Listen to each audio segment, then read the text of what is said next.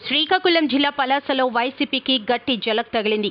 YCP councillor Duvvada Srikanth media సమావేశం నిర్వహించి YCP ప్రాథమిక సభ్యత్వానికి రాజీనామా చేస్తున్నట్లు ప్రకటించారు. శ్రీకాంత్ భార్య రాష్ట్ర కళింగ కార్పొరేషన్ డైరెక్టర్ దువ్వాడ జయశ్రీ కూడా రాజీనామా చేసినట్లు తెలిపారు. పార్టీ ఆవిర్భవించినప్పటి నుంచి విజయానికి శ్రమించిన వైకాపాలో కనీస గౌరవం దక్కలేదని ఆవేదన చెందారు. గౌరవం కోసం ఇంతకాలం ఎదురు చూశానన్న శ్రీకాంత్ ఎప్పటికీ గౌరవం దక్కకపోవడంతో పార్టీకి రాజీనామా చేస్తున్నట్లు తెలిపారు. టీడీపీ అధినేత ఇవాళ చంద్రబాబు పలాస రానుండడంతో ఆయన సమక్షంలో తెదేపాలో చేరే అవకాశం కనిపిస్తోంది. శ్రీకాకుళం జిల్లా పలాసలో వైసీపీకి గట్టి జలక్ తగిలింది. వైసీపీ కౌన్సిలర్ దువ్వాడ శ్రీకాంత్ మీడియా సమావేశం నిర్వహించి వైసీపీ ప్రాథమిక సభ్యత్వానికి రాజీనామా చేస్తున్నారు. జగనన్న గారి మీద అభిమానంతో, రాజశేఖర్ రెడ్డి గారి మీద గౌరవంతో ఆయన పార్టీ పెట్టక ముందు కూడా ఆయనతో వెళ్ళి ఈ జిల్లాలో మొట్టమొదటికి వెళ్ళినటువంటి ఏకైక వ్యక్తిని నేను. హైదరాబాద్లో ఆయన కలిసిన తర్వాత అతి కొద్ది రోజుల్లో పార్టీ పెడతారని చెప్పిన సందర్భంలో ఆయన్ని ఫాలో అయ్యి సుదీర్ఘంగా 10 సంవత్సరాలు, నేటికి 11 సంవత్సరాలు అయింది. వైఎస్ఆర్ కాంగ్రెస్ పార్టీ ఆదేశించినటువంటి ఆదేశాలన్నీ శిరసా వహిస్తూ ఈ ప్రాంతంలో, ఈ నియోజకవర్గంలో ఎన్నో కార్యక్రమాలు చేపట్టిన సంగతి మీ అందరికీ తెలిసింది.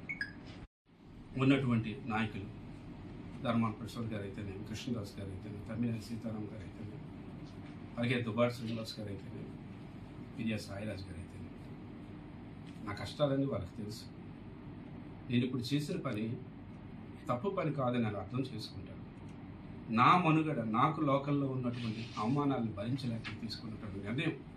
జిల్లా పెద్దలు ఈ 10 సంవత్సరాలు వాళ్ళతో నడిచి వాళ్ళు చెప్పిన కార్యక్రమాలన్నీ చేశాను కాబట్టి వాళ్ళని కూడా అన్యదా భావించవద్దని మనసారా తెలియజేసుకుంటూ, ఇందులో భాగంగా తమ్మినేని సీతారాం గారు, ఆయనంటే నాకు విపరీతమైన ప్రేమ. ఆ ప్రేమతో, ఆయన అభిమానంతో నడుస్తున్నటువంటి రాజకీయాల సందర్భంలో నా శ్రీమతి దువ్వాడ జయశ్రీ గారికి కళింగ వెల్ఫేర్ కార్పొరేషన్ రాష్ట్ర డైరెక్టర్గా కూడా సీతారాం గారు ఇవ్వడం జరిగింది. 2000లో ఆమె విజయవాడలో ప్రమాణ స్వీకారం జరిగింది. మీ అందరికీ తెలుసు.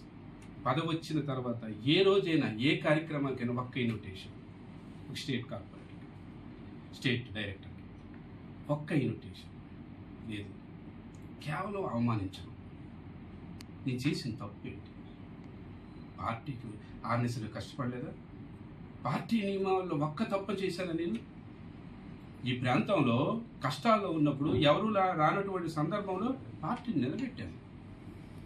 అలాంటిది నాకెందుకు అవమానపరుస్తారు? ఇక్కడ ఉన్నటువంటి జరిగిన సంఘటనలన్నీ కూడా జిల్లా నాయకత్వానికి, రాష్ట్ర నాయకత్వానికి తీసుకెళ్ళాను.